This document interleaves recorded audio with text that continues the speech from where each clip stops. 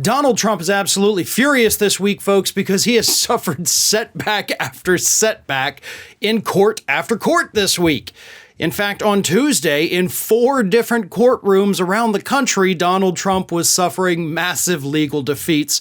But the one that really stung him the most, of course, was at the United States Supreme Court, where they declined to protect him from having his tax returns handed over to Democrats on the House Ways and Means Committee.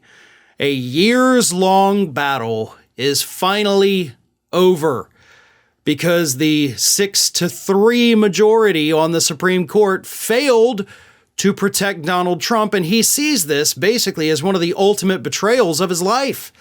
He took to Truth Social, of course, to say this.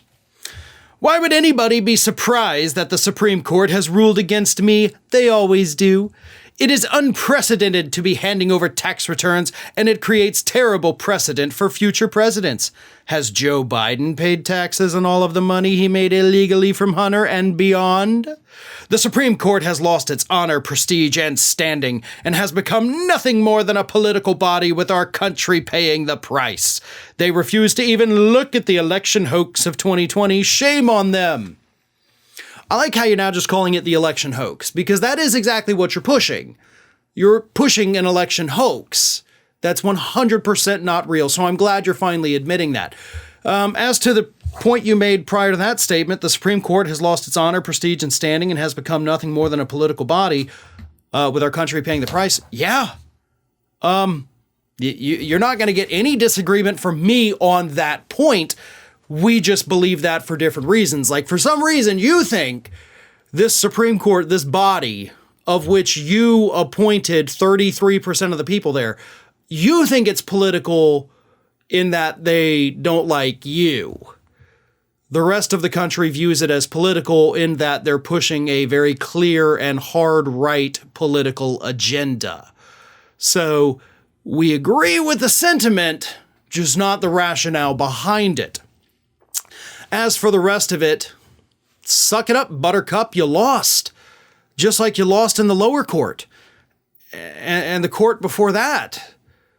You and your lawyers went to court making idiotic arguments that were so weak that the defense, in this case, the House Democrats, were easily able to say, you're claiming we have no legislative purpose for it. We're showing you a legislative purpose. End of case, end of discussion. Because that was the only argument your dumb lawyers could come up with. Like, that's what you got.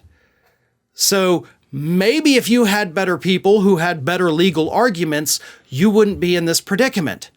But at the same time, I think the Supreme Court also understands, listen, the Democrats got what, like a couple weeks left? I mean, they're going to go on their winter break. They're on Thanksgiving break this week. So they're going to do like 5 days of work between now and the new Congress being sworn in. So what's the harm, right?